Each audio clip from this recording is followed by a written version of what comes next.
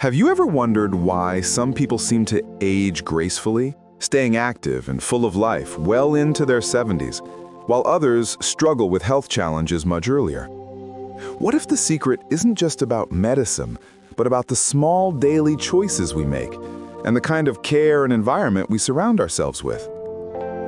Today, I want to share a story with you. It's not just about aging, but about living with dignity, purpose, and joy. Along the way, you'll discover 6 powerful alternatives to nursing homes, options that can help you or someone you love feel truly at home even when care is needed. And here's a challenge for you. As you listen, pick one option that resonates most with you. At the end, I'll ask you to write that number in the comments. Trust me, you'll be surprised how many others choose the same one. The story of Margaret and Harold. Margaret is 68 years old. She loves tending her small garden, baking bread, and reading novels. Her husband, Harold, 72, used to be a carpenter. He still enjoys fixing things around the house, though arthritis makes his movements slower than before. For years, their children worried. "Mom, Dad, what if something happens when we're not around? What if you fall or need help in the middle of the night?" The kids suggested a nursing home, but Margaret shook her head.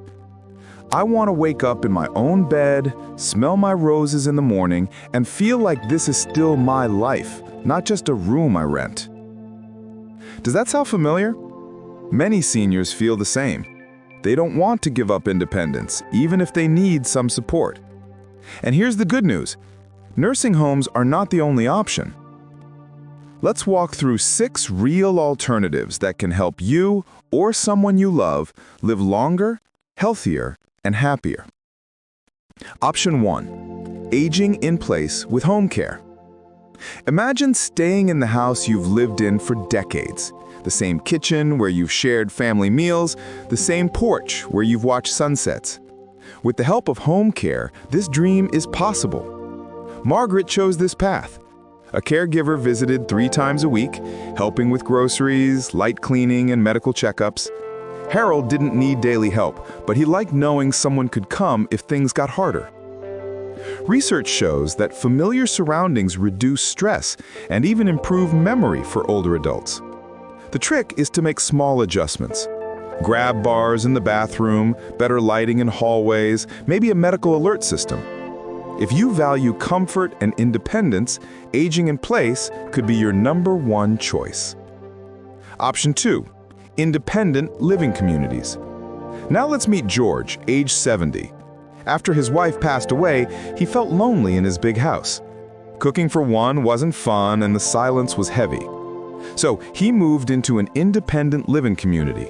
It wasn't a nursing home, it was more like a friendly neighborhood designed for older adults.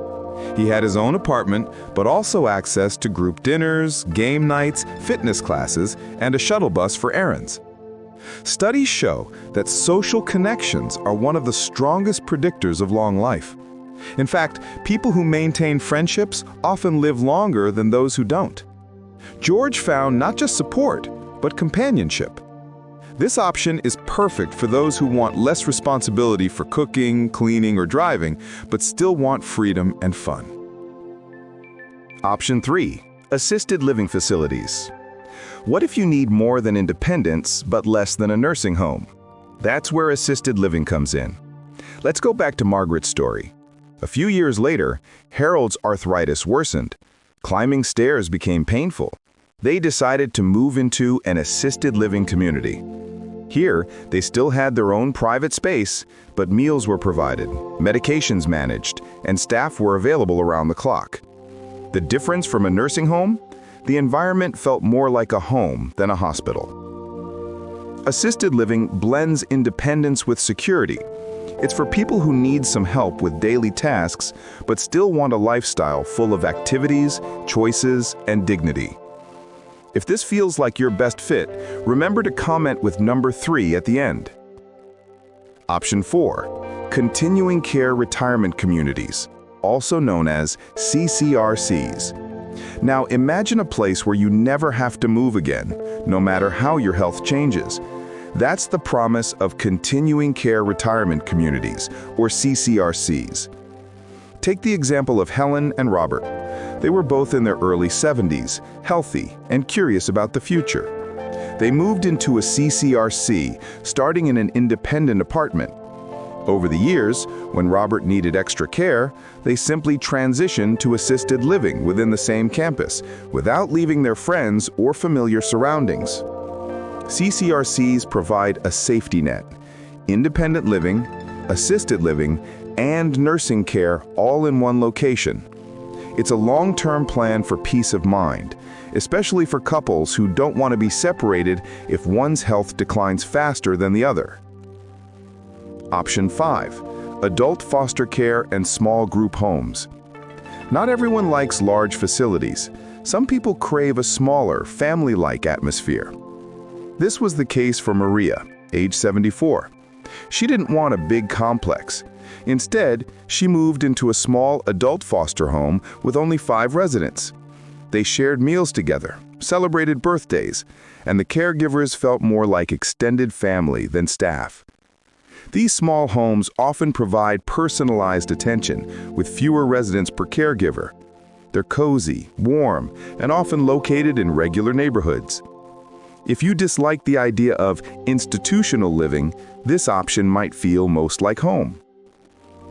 Finally, let's talk about one of the oldest traditions: living with family. In some cultures, it's normal for multiple generations to share one roof. But let's be honest, it's not always easy. Parents don't want to feel like a burden, and adult children juggle jobs, kids, and caregiving.